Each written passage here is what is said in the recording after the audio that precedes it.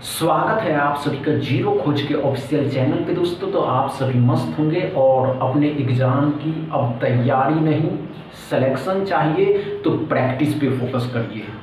अगर सिलेक्शन लेना है तो प्रैक्टिस पे अधिक से अधिक फोकस करिए। सिंगल एग्ज़ाम है, डॉक्यूमेंट वेरिफिकेशन, मेडिकल टेस्ट और उसके बाद सिलेक्शन हो जाएगा। दोस्तों कोई इधर उधर में आपके समय को बर्बाद नहीं करेंगे। आप सभी के सामने प्रीवियस ईयर एग्जाम में पूछे गए अर्थमेटिक का पहला क्वेश्चन, इसको सॉल्व करिए। चलिए कम समय में सॉल्व करिएगा। दोस्तों आज अर्थमेटिक का डे 2 है। आज कल डे 1 था, आज इसका डे 2 है और इसी लेवल के क्वेश्चन पूछे जाते हैं। दोस्तों इसमें असिस्टेंट लेवल के एग्जाम है, ना तो मॉडरेट पूछे जाएंगे ना ही इजी पूछे जाते हैं, एकदम बीच का क्वेश्चन पूछा जाता है जिससे बच्चों को लगे कि हम आसानी से सॉल्व कर सकते हैं। आप कर लीजिएगा, कोई बड़ी बात नहीं है और कम समय में करना जानिए। सो दोस्तों आज इसका डे 2 है, कल डे 1 था। आज कल से ही शुरू हो चुका 500 अर्थमेटिक सीरीज जो एकदम हूबहू उसी में पूछे जाएंगे। घबराने की आवश्यकता नहीं है, आप बना सकते हैं। और हमेशा याद रखिए जब भी आप किसी अर्थमेटिक के क्वेश्चन को सॉल्व करेंगे तो पहले उसको पढ़िए, आसानी से सॉल्व हो जाए।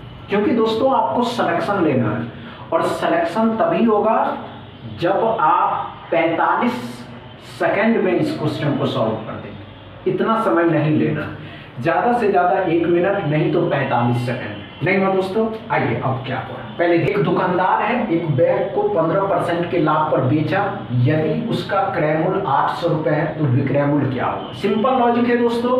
आपसे सेलिंग प्राइस पूछ रहा है कि सेलिंग प्राइस क्या होगा। अगर आपका कॉस्ट प्राइस 100 रुपया था, प्रॉफिट आपको 15 रुपये का हुआ, तो आप उसको बेचे कितने पे थे? 115 रुपये पे। 100 की वैल्यू 800 है तो कह रहा है आपको कि 115 की वैल्यू क्या होगा। तो सिंपल लॉजिक है दोस्तों। सिंपल लॉजिक ये है कि आसानी से समझ सकते हैं कि आपको 800 पे 800 का 115 निकालना है और किससे भाग देना? 100 से। इसका पर डबल जीरो खत्म किया, इससे गुना कर दीजिएगा, वही आंसर आ जाएगा। समझ में आया क्या? अब आइए और अच्छे से समझाते हैं। हमने क्या कहा दोस्तों कि आपका सीपी आपको प्रॉफिट हो रहा है, 15% का। और इस 15% मतलब क्या होता है? 15% 15 बट्टा में 100 होगा। अब ध्यान से देखिएगा, नीचे वाला सीपी होता है, ऊपर वाला एसपी होता है। अब अच्छे से समझिएगा, 5 से 3 बार में, 5 से 2 बार में 20 बट्टा में कितना हो गया? 3 बट्टा में कितना हो गया? 20 हो गया।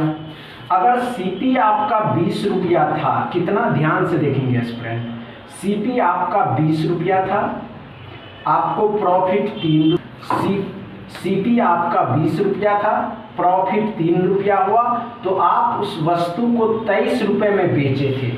अगर इसकी वैल्यू आपको दिया हुआ है 800, तो आपको बोल रहा 23 का निकालने के लिए, तो 0 से 0 कट गया, 20 चौके 80 मतलब 40 हो गया।